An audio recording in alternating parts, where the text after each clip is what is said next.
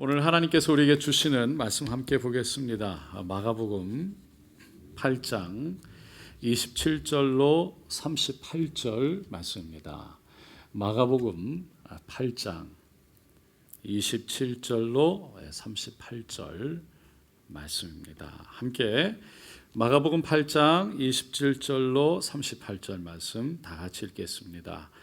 예수와 제자들이 빌립보 가이사랴 여러 마을로 가실새 길에서 제자들에게 물어 이르시되 사람들이 나를 누구라고 하느냐. 제자들이 여짜와 이르되 침례 요한이라 하고 더러는 엘리야 더러는 선지자 중에 하나라 하나이다. 또 물으시되 너희는 나를 누구라 하느냐. 베드로가 대답하여 이르되 주는 그리스도시니이다 하매 이에 자기의 일을 아무에게도 말하지 말라 경고하시고 인자가 많은 고난을 받고 장로들과 대제사장들과 서기관들에게 버림받아 죽임을 당하고 사흘 만에 살아나야 할 것을 비로소 그들에게 가르치시되 드러내놓고 이 말씀을 하시니 베드로가 예수를 붙들고 항변하며 예수께서 돌이키사 제자들을 보시며 베드로를 꾸짖어 이르시되 사탄아 내 뒤로 물러가라. 내가 하나님의 일을 생각하지 아니하고 도리어 사람의 일을 생각하는도다 하시고 무리와 제자들을 불러 이르시되 누구든지 나를 따라오려거든 자기를 부인하고 자기 십자가를 지고 나를 따를 것이니라. 누구든지 자기 목숨을 구원하고자 하면 잃을 것이요 누구든지 나와 복음을 위하여 자기 목숨을 잃으면 구원하리라. 사람이 만일 온 천하를 얻고도 자기 목숨을 잃으면 무엇이 유익하리요? 사람이 무엇을 주고 자기 목숨과 바꾸겠느냐? 누구든지 음란하고 죄 많은 세대에서 나와 내 말을 부끄러워하면 인자도 아버지의 영광으로 거룩한 천사들과 함께 올 때에 그 사람을 부끄러워하리라. 아멘. 오늘 저는 마가복음 8장 27절로 38절 말씀을 통해서 예수를 깨달으면이라는 제목을 함께 은혜를 나누고자 합니다. 지난주에도 말씀드렸지만 올해 우리 교회 표어가 예수를 깨닫는 2021년입니다. 이 표어를 보시면서 혹시 이거 너무 예수 믿는 사람들에게 당연한 거 아닌가? 너무 이거 뻔한 거 아닌가? 이런 거를 표어로 세우는가? 라고 생각하시는 분이 계실지 모르겠습니다. 그러나 우리가 교회에 나오고 또 신앙생활을 하는 것은 이 한 가지 그리스도를 깨닫는 데 모든 초점이 맞춰져 있다는 사실입니다. 지난 25년 동안 제가 사역을 해오면서 깨닫게 되는 것도 정말 너무나 기본적이고 너무나 당연한 것, 이 예수를 아는 것이 얼마나 중요한가라는 것을 생각하게 됩니다. 그동안 많은 성도들 만나면서 교회 생활도 오래 해보시고 또 봉사도 오래 했는데 정말 예수님을 아는가라는 생각을 하게 하는 분들이 가끔 있기 때문입니다. 마태복음 7장에 보면 그래서 그날에 사람이 나더러 이르되 주여 주여 우리가 주의 이름으로 선지자 노릇하며 주의 이름으로 귀신을 쫓아내며 주의 이름으로 많은 권능을 행하지 아니하였나이까 하리니 그때에 내가 그들에게 밝히 말하되 내가 너희를 도무지 알지 못하니 불법을 행하는 자들아 내게서 떠나가라 라고 예수님이 말씀하셨어요. 그러니까 예수를 모르면 결국 끝에 가서 마지막에 아무 소용이 없다는 거예요. 오늘 본문 말씀에서도 사람이 온 천하를 얻고도 만일 온 천하를 얻고도 자기 목숨을 잃으면 무엇이 유익하리요? 사람이 무엇을 주고 자기 목숨과 바꾸겠느냐? 아무리 세상의 모든 것을 다 가지고 모든 것을 다 누릴 수 있어도 자기의 생명을 잃어버리면 아무 소용이 없다는 거예요. 그래서 우리의 생명이 되시는 예수님을 아는 것만큼 중요한 것이 없다는 것입니다. 그러면 그 예수님은 누구이십니까? 예수님은 실제로 존재하셨던 분이에요. 이 말은 그리스 신화에 나오는 저 멀리 있는 어떤 만들어낸 신화와 같은 존재가 아니라는 거죠. 신화라는 것은 말 그대로 그냥 이야기라는 증명할 수 없는 이야기예요. 하지만 예수님은 실제로 이 땅에 존재하셨던 분입니다. 그 사실을 증명하는 증거되는 이야기들이 참 많죠. 구약 성경에 보면 예수님의 탄생을요 무려 1500년 동안 여러 사람들이 300번 이상에 걸쳐서 그 예수님, 오실 예수님을 탄생할 예수님을 예언했어요. 그러니까 1500년 동안 수많은 사람들이 서로 짜고 그 오실 예수님을 똑같이 증거할 수는 없다는 겁니다. 그 대표적인 예가 선지자 이사야의 예언 말씀입니다. 이사야 7장 4절에 주께서 친히 징조를 너에게 주실 것이라. 보라, 처녀가 잉태하여 아들을 낳을 것이요 그 이름을 임마누엘이라 하리라. 그리고 1000년이 지나서요, 그 마태복음 1장 22절 23절 신약에 들어와서 마태라는 제자가 이렇게 그 이루어진 것을 증명하고 얘기합니다. 이 모든 일이 된 것은 주께서 선지자로 하신 말씀을 이루려 하심이니 이르시되 보라, 처녀가 잉태하여 아들을 낳을 것이요 그의 이름은 임마누엘이라 하리라 하셨으니 이를 번역한즉 즉 하나님이 우리와 함께 계시다 함이라. 이 예수님은요, 이렇게 실제로 태어나셨고 그리고 존재하셨고 이 온 인류에 그 예수님으로 인해서 엄청난 변화들이 일어났어요. 예수님 말씀이 전해지는 곳에는요, 결혼의 신성함과 여성의 인권과 그리고 그 발언권이 인정되어졌습니다. 학교가 세워졌고 이 아동보호법이 만들어지고 노예 제도가 폐지되고 남녀 평등과 자유와 사랑과 그리고 그 평화운동이 일어났어요. 우리가 쓰고 있는 달력만 해도요, 예수님이 태어나기 전과 태어나기 후 BC와 AD로 나눕니다. 이는 예수님이 우리 인류의 역사 가운데 가장 중간에 계시다는 거예요. 이렇게 성경도 매우 중요한 그 예수님의 실제 역사적 증거가 되기도 하지만 좀 더 객관적으로 본다면 기독교인이 아닌 역사가들이 예수에 대해서 남긴 증거 자료들을 보면 알 수 있습니다. 예를 들어 가장 대표적인 인물이 AD 37년에 이 기독교인이 아니었던 유대인 역사가였던 요세푸스라는 사람을 보면 됩니다. 그는 예수님을 따랐던 사람, 그리고 예수님에 대해서 이렇게 기록했어요. 이때쯤 예수라 하는 한 지혜로운 사람이 있었다. 그를 사람이라고 부르는 것이 법에 어긋나지 않는다면 그렇게 말할 수 있을 것이다. 왜냐하면 그는 기적을 행하는 자였으며 진리를 기쁨으로 받아들이는 사람들의 선생이었기 때문이다. 그의 주위에는 많은 유대인과 또 많은 이방인들이 모여들었다. 그는 그리스도였다. 빌라도가 우리 가운데 지도자격인 사람들의 제안으로 그를 십자가형에 처했을 때 처음에 그를 사랑했던 사람들을 그를 버리지 않았다. 하나님의 예언자들이 그가 다시 사실 것과 그 밖에 수많은 기적들을 예언한 바와 같이 그가 죽은 지 사흘째 되는 날 그들 앞에 나타났기 때문이다. 그의 이름을 따라서 그리스도인이라고 불리우는 사람들이 지금도 존재한다. 이렇게 예수님은요, 실제로 역사 속에 계셨던 분이라는 거예요. 이 사실은 이 땅에서 그렇게 존재하셨던 그분이 우리와 똑같은 사람으로 계셨다는 매우 중요한 사실을 우리로 하여금 알게 합니다.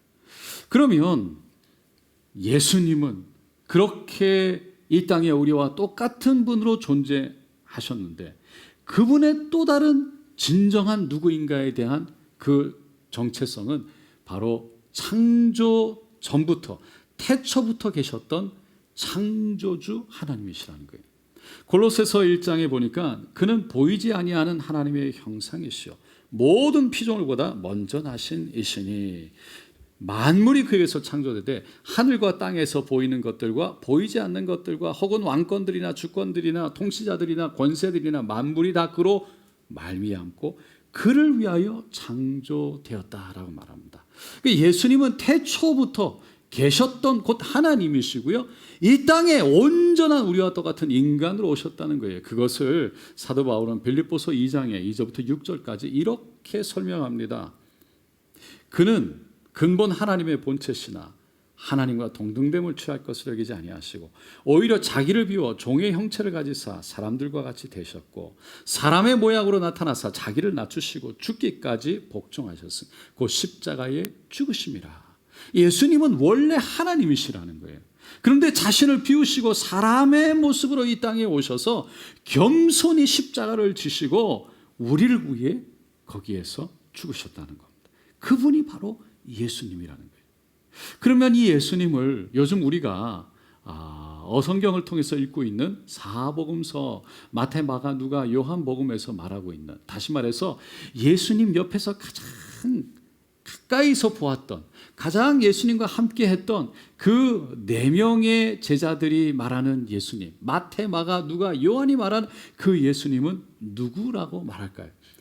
여러분, 마태는요, 아브라함으로부터 거슬러 올라가서 예수님을 소개합니다. 마태복음 1장 1절에 아브라함과 다윗의 자손 예수 그리스도의 계보라. 그러면서 아브라함이 이삭을 낳고, 이삭이 야곱을 낳고, 야곱이 이 유다와 그 형제들을 낳고, 그러면서 그 아브라함의 계보를 쭉 이어가다가 예수님까지 쭉 적었어요. 이거는 단순한 계보를 나열한 것이 아닙니다. 아브라함은요, 유대인의 조상이었지만 창세기 12장에 보면 특별히 하나님께 선택해서 모든 민족에게 복이 되라고 부르셨어요. 그래서 아브라함의 후손들이, 이스라엘 백성들이 하나님의 복을 이루고 또 복이 되어서 많은 민족들에게, 수많은 이 땅의 민족들에게 복이 되는 삶을 살아야 했습니다. 그와 같은 복이요, 실제로 다윗의 그 때에 이스라엘 백성들이 최고의 복을 누렸어요. 번영을 누렸어요.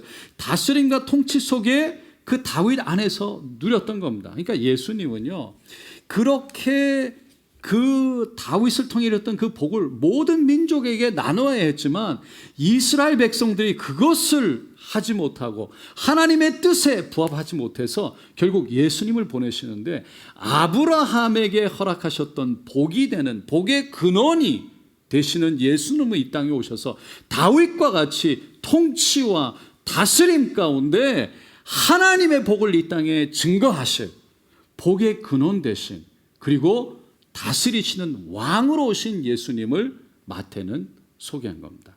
마가는요, 예수님을 하나님의 아들로 소개했어요. 마가복음 1장 1절에 하나님의 아들 예수 그리스도의 복음의 시작이라. 이 말씀은요, 유대교의 세계관을 가지고 있던, 유대교의 신간을 가지고 있던 그 유대인들의 생각들을 완전히 부시는 그런 선언이었어요. 당시에 누가 자신을 하나님의 아들이라고 하면 그건 신성모독의 죄에 해당하는 거였습니다. 그런데 그런 사람들은 그 죄로 인해서 결국 돌로 쳐 죽여야 했습니다. 마가는 그 예수님을 하나님의 아들로 그럼에도 불구하고 소개한 거예요. 그 말은 예수님이 전하셨던 하나님의 나라, 그 하나님을, 그 복음을 온전히 있는 그대로 전하기 위해서는 관습적으로 습관적으로 내려오는 그 하나님에 대한 유대교에서 말하는 세계관, 유대교에서 말하는 가치관을 완전히 깨지 않으면 새로운 하나님을 그 있는 그대로, 예수 그리스도의 그 복음 하나님의 나라를 있는 그대로 가치관, 세계관을 증거하는 것이 어려웠기 때문이에요. 쉽게 말하면 우리가 선교지에 가면요, 어떻게 하면 이 하나님을 우리가 전할 수 있을까 고민하게 됩니다. 마찬가지로 우리나라에도요, 조선인의 복음이 들어왔을 때 하나님을 어떻게 표기했냐면, 어떻게 소개했냐면 상제라고 표기했어요. 번역해졌어요. 왜냐하면 조선시대의 사람들 가운데, 그 문화 가운데 가장 최고의 신이라고 그들에게 인식되어졌던 신의 이름이 옥황상제였기 때문이에요. 하지만 나중에 이 상제라는 말 속에 이 조선 사람들의 그 문화, 다시 말해서 그 정서 속에 뿌리 깊은 그 미신적인 신관이 가지게 될 수 있게 되고, 또 성경의 하나님을 있는 그대로 전하는 것이 이 상제라는 말과 약간 부딪히면서 이렇게 해서는 안 되겠다라는 판단을 하고 새로운 단어들을 생각하는데, 그것이 하나님 또는 하느님, 또 한울림, 한얼림, 이런 단어들 중에 고민하다가 결국 하나님으로 결정되게 되죠. 그런 과정을 지나가야 했던 건 결국 기독교가 들어오기 전에 조선 사람들 그 문화 속에 있었던 신에 대한 세계관, 신관에 굳어서 있던 그 신관 때문이었던 거죠. 유대인도 마찬가지였습니다. 유일무이한 신, 이 한 분이신 구약의 하나님에 대한 세계관이 너무나 뿌리 깊게 박혀 있다 보니까 그 예수님을 하나님으로 소개하는 것이 쉽지가 않았던 거예요. 물론 구약의 하나님이 신약의 하나님, 동일한 하나님으로 연결되어지는 것이 맞겠지만 유대인들은요, 구약에서 오실 메시아 그 그리스도에 대해서 해석을 하는데 자기들 생각대로 자기들이 원하는 대로 해석을 하고 믿었던 거예요. 그래서 그 세계관 선입관을 깨트려야지만 예수 그리스도를 하나님으로 전할 수 있었다는 거죠. 구체적으로 말씀드리면 하나님을 삼위일체 하나님으로, 이 예수님을 또 다른 하나님의 이 위격으로 소개하기 위해서는 유대인들이 가지고 있던 이 신관을 깨트려야만 했다는 거예요. 그렇지 않고는 예수를 그리스도 곧 하나님 창조주로 소개하는 것이 어려웠다는 겁니다. 그래서 마가는 예수님을 하나님의 아들이라고 그렇게 그 아들에 초점을 맞춰서 증거했어요. 누가는요, 예수님의 이야기가 신화나 그런 어떤 상상 속에 있는 이야기가 아니라 정말 실제로 이 땅에 계셨던 사실적인 분이라는 것에 초점을 맞췄습니다. 누가복음 1장 1절에 보니까 우리 중에 이루어진 사실에 대하여라고 말합니다. 그러니까 예수님의 생애가 33년 중에 3년이 공생이었는데 그 3년의 생활이요, 그 모습이 정말 놀라웠던 모습이에요. 기적과 이사의 연속이었던 거예요. 그러니까 사람들이요, 그 예수님의 놀라운 이야기들을 직접 눈으로 보진 못했고 듣던 사람들이 있었어요. 근데 듣고 그거를 전하는 사람들이 일어난 거예요. 그러다 보니까 소문 속에 있던 그 예수님을 그 어떻게 보면 좀 신화로 거짓된 말들로 이렇게 좀 치장해서 퍼뜨리는 일들이 일어나는 거예요. 그래서 누가가 예수님은 그런 좀 치장되어진 거짓으로 이루어진 그런 예수님이 아니라 진짜 예수님이 이런 기적, 이런 이사를 이렇게 이루었다는 것을 증거했어요. 그래서 다른 복음서보다요, 그 예수님이 행하신 놀라운 기적들, 그 이사들을 가장 많이 기록한 게 누가복음이에요. 그런 이사들을 행하셨다는 것을 사실적으로 있는 그대로 표현하고 증거하고 나타내는데 초점을 맞췄던 겁니다. 뿐만 아니라 잃어버렸던 그 한 마리 양 비유, 그리고 한 드라크마를 잃어버린 여인에 대한 비유, 그리고 우리가 잘 아는 탕자에 대한 비유를 통해서 우리를 진정으로 사랑하시는 하나님이심을 또한 증거했습니다. 네 번째 복음서인 이를 기록했던 기자 요한은요, 예수님을 말씀이라고 소개했어요. 요한복음 1장 1절입니다. 태초에 말씀이 계시니라. 이 말씀이 하나님과 함께 계셨으니 이 말씀은 곧 하나님이시니라. 그러니까 요한은 예수님을 태초부터 계셨던 하나님, 하나님과 함께 하셨던 분이라고 소개했어요. 그리고 만물인 모든 것들이 그로부터 만들어졌다고 말하고 있습니다.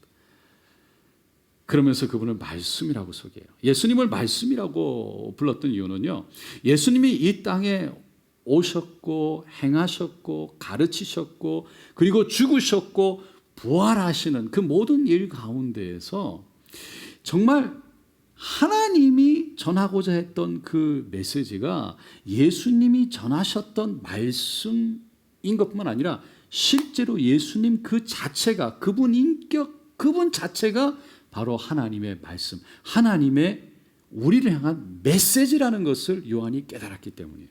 요한은 예수님의 말씀이 하나님의 진리라는 것을 깨닫기도 했지만 그것보다 하나님이 우리에게 주시고자 했던 메시지, 그 진리, 그것이 바로 예수님 자체이시라는 것을 깨달았던 겁니다. 그래서 예수님이 내가 바로 그 진리다, 내가 바로 진리에 대한 것이다, 내가 진리를 말한다가 아니라 내가 바로 진리다라고 요한복음 14장 6절에 말씀하셨던 거예요. 여러분, 제가 예수님은 누구이신지, 그분은 인간으로 이 땅에 오셨지만 진정한 하나님 되시는 하나님, 그 예수님, 그 예수님을 이 사복음서에서 예수님과 함께 했던 제자들 마태, 마가, 누가, 요한이 어떻게 소개했는지를 설명했습니다. 그런데 여러분들은 이 예수님을 누구라고 말씀하십니까? 누구라고 생각하십니까? 오늘 본문에 보면 예수님이 빌립보 가이사랴 지방 근처에 있는 여러 마을들을 제자들과 가시다가 이렇게 제자들에게 질문하세요. 사람들이 나를 누구라고 하느냐? 제자들이 자기가 사람들에게 들었던 이야기들을 하기 시작합니다. 누구는요, 침례 요한이라고 하던데요. 침례 요한이라고 말했던 이유는 침례 요한이 살아있을 때 참 바른 말을 잘했어요. 이 바리새인들, 서기관들, 여러 관직들, 그 권력가들 앞에서도 바른 말을 했습니다. 그들을 부끄럽게 했어요. 독사의 자식들아, 정말 깨어. 그런 말들을 하는 것을 때문에 결국은 바른 말을 했다가 헤롯 왕에게 결국 죽임을 당하기까지 했죠. 그러다 보니까 예수님을 가만히 보는데 정말 가는 곳마다 거침없이 바른 말, 옳은 말을 하는 거죠. 권세자, 권력자들에게 거침없이, 꿀림없이 그냥 그대로 선포했던 겁니다. 그런 걸 보면서 예수님이 정말 침례 요한이 다시 살아난 그런 분이 아닐까라는 소문이 났던 거예요. 또 다른 제자가 얘기하죠. 엘리야라고도 얘기하던데요. 엘리야는 예수님보다 1000년 앞에 와서 활동했던 그런 사람이었죠. 구약시대에 가장 많은 기적과 이사를 행했던 선지자였습니다. 그런데 예수님도 가는 곳마다 기적과 이사를 일으키자 엘리야가 아니냐라는 그런 소문이 나기 시작한 거예요. 이 예수님은 그 대답을 들을 때마다 정말 아니라고 말하고 싶었던 거죠. 왜냐하면 그 제자들이 한 말에 실망을 느꼈던 거예요. 그래서 제자들에게 직접 물으셨어요. 그럼 너희는, 다른 사람들은 그렇게 얘기하는데 너희는 나를 누구라고 하느냐? 그때 베드로가 나서면서 주는 그리스도시요 하나님의 아들이십니다 라고 담대하게 선포하죠. 그 말이 정확하게 맞았어요. 정답이었어요. 예수님이 베드로가 정답을 얘기해서 그런지요, 다른 사람들에게는 얘기하지 말아라 라고 하시면서 예수님이 그리스도로 메시아로 이 땅에 오셔서 어떤 일을 앞으로 당해야 되는지, 어떤 길을 걸어가야 되는지에 대해서 말씀을 해주세요. 그것이 31절 말씀입니다. 인자가 많은 고난을 받고 장로들과 대제사장들과 서기관들에게 버림받아 죽임을 당하고 사흘 만에 살아나야 할 것을 비로소 그들에게 가르치시되. 그러니까 예수님이 그리스도로서 걸어가야 될 길은 막 꽃길이 아니라 영광에 된 길, 권력의 권능의 길이 아니라 고난을 받고 버림받아서 십자가의 죽임을 당하는 그런 수치스러운 길이 될 거라는 거예요. 예수님이 말하는 그리스도상, 메시아상은요, 유대인이 꿈꿨던, 유대인이 기다려왔던 그리스도 메시아상과는 전혀 달랐던 거예요.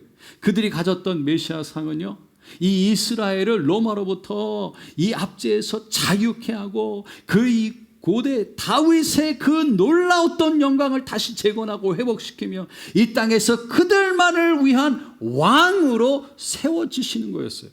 베드로도 꿈꿨던 그리스도, 꿈꿨던 메시아상은 바로 그런 권능과 영광의 메시아였던 거죠.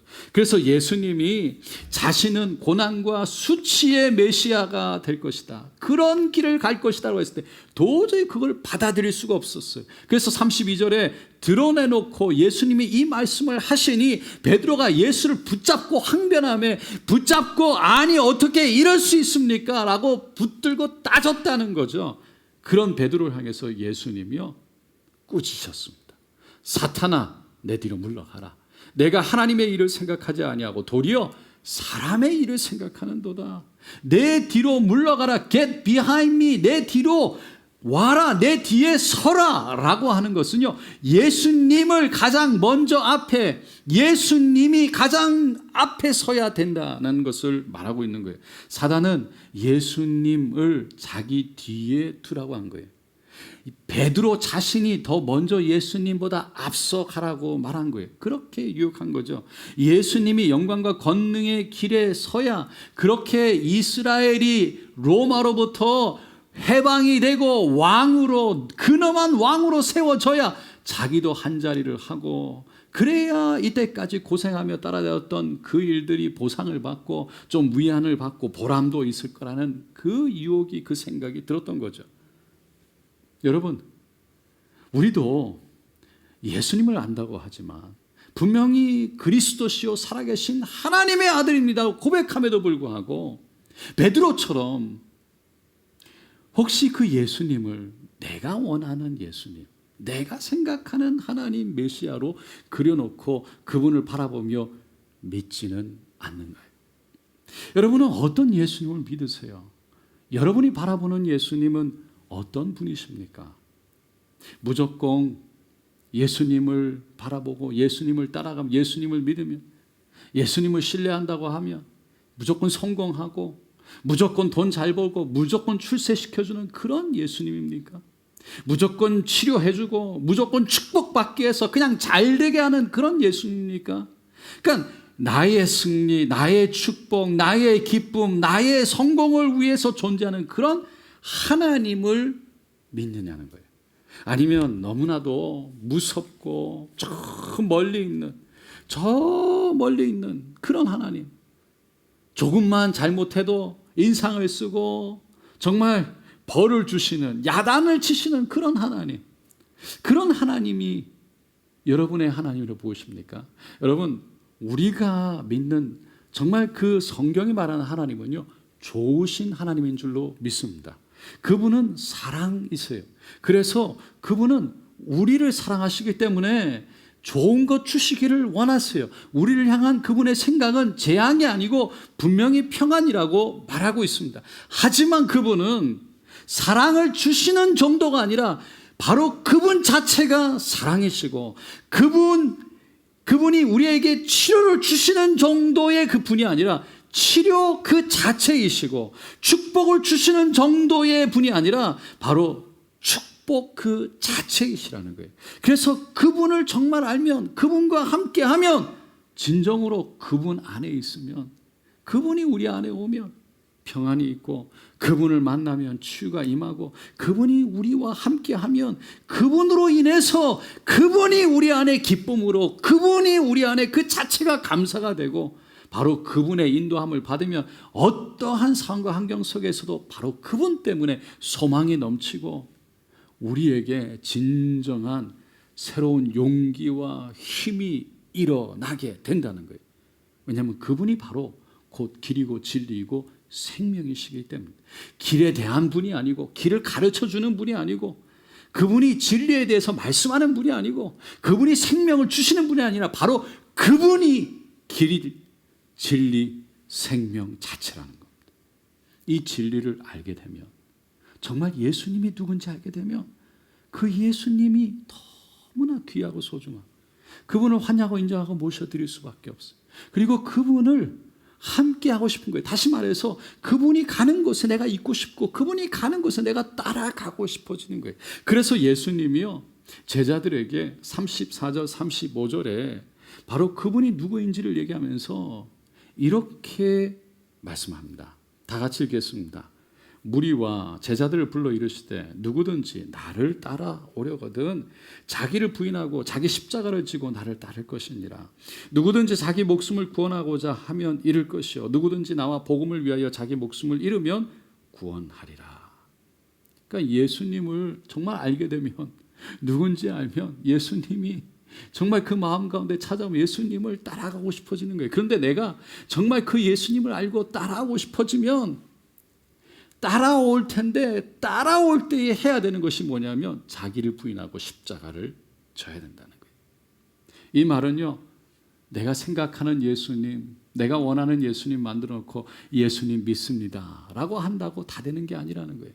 내가 생각하는 예수님 만들어 놓고 그 예수님 바라보면서 예수님 사랑합니다 라고 고백한다고 다 되는 게 아니라는 거예요. 여러분, 예수를 정말 아는 사람은요, 자기가 먼저 살겠다고 하는 것이 아니고 예수와 복음을 가장 앞에 놓는다는 거예요. 가장 중요하게 놓는다는 거예요. 그 사람이 바로 진정한 생명과 그리고 구원의 길을 가게 된다는 것입니다. 성경에 보면요, 이 의미를 가장 정말 어떻게 보면 너무나도 정확하게 알았던 한 사람이 나옵니다. 바로 그 사람이 침례 요한입니다.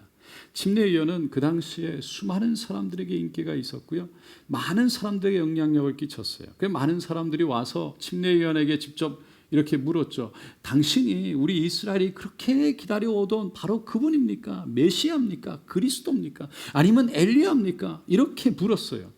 선지자입니까? 근데 침례 요한은요, 그때마다 사람들에게 아니라고 얘기하죠. 나는 그분 메시아, 그분의 신발끈도 풀기 감당할 수가 없다라고 고백합니다. 자신은 그리고는 광야에서 외치는 소리라고 소개를 해요.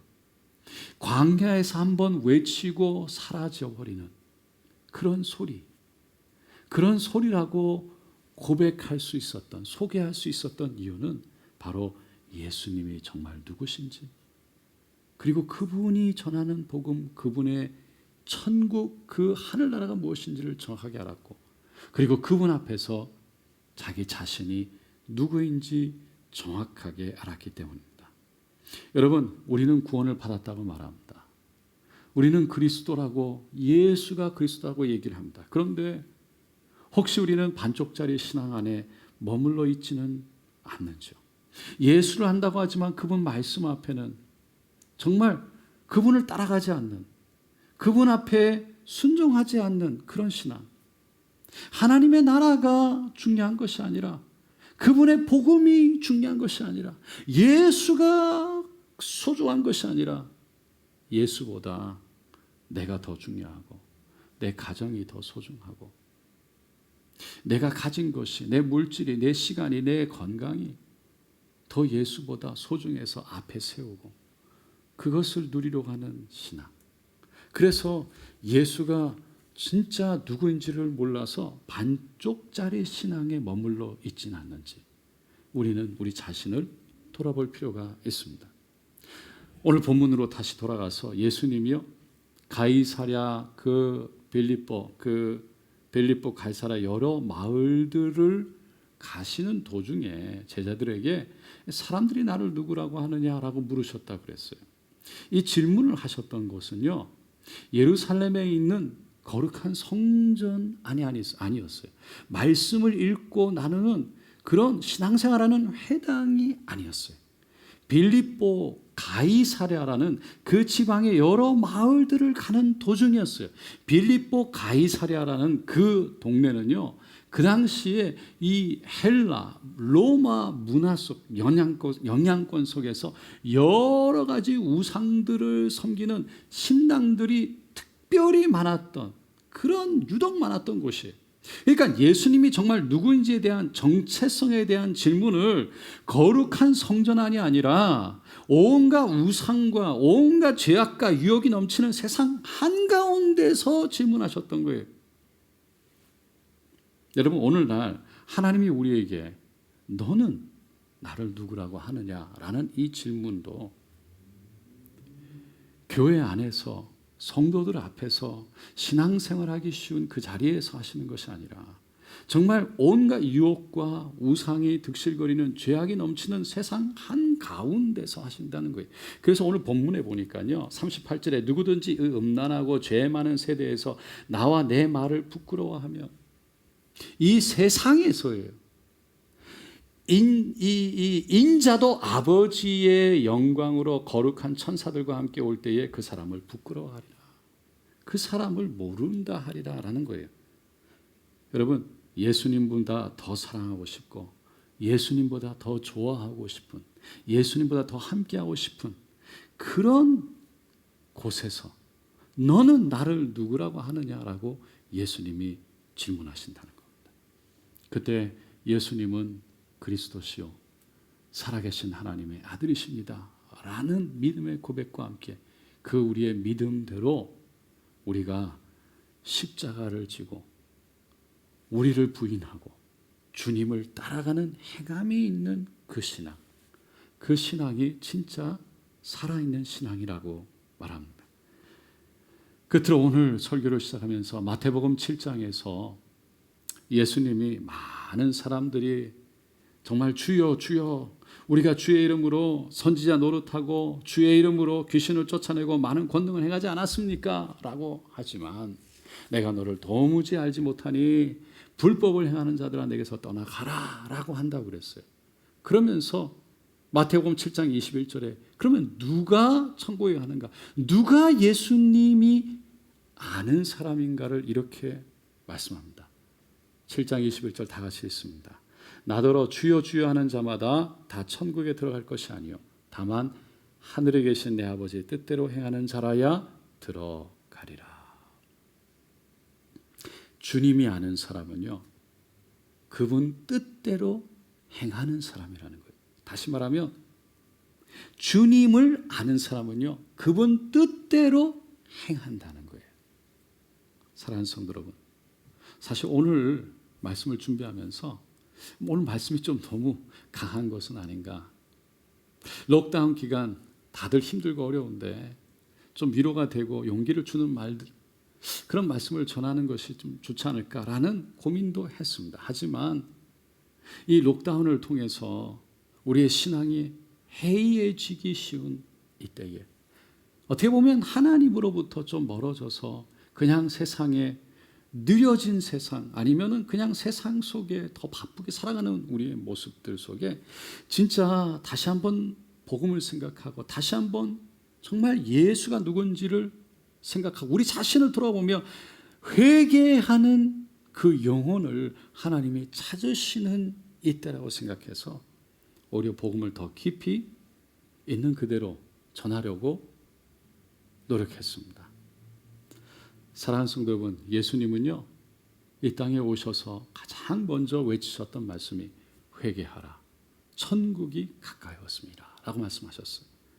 오늘 우리가 말씀을 들으면서 우리 자신을 돌아보면서 정말 우리가 예수가 그리스도시고 살아계신 하나님이라 아들이라고 고백함에도 불구하고 그 예수 말씀 앞에 내가 순종하는 것이 거리껴지고 두렵고 내가 그 예수 그리스도의 말씀 앞에 내가 정말 겸손히 예수를 따라가는 것이 부담스러운 우리의 모습을 발견한다면 우리가 예수를 정말 예수를 있는 그대로 아는 것인가 다시 한번 돌아보고 또 예수를 정말 누군지를 안다고 고백함에도 불구하고 우리의 모습이 여전히 죄악 가운데 세상 가운데 넘어지는 우리의 모습을 살아가면서 거기에 젖어 있다면 오늘 이 시간 내가 설 수 없고 내가 따라갈 수 없는 내가 할 수 없는 우리의 모습 앞에 오직 예수가 필요하다고 오직 예수 그리스도가 필요하다고 그 보혈난 나를 정결케 하여 주시고 주님 은혜로 나를 감싸 안아 주시옵소서 고백하고 깨어지는 우리의 심령 되어지기를 간절히 소원합니다.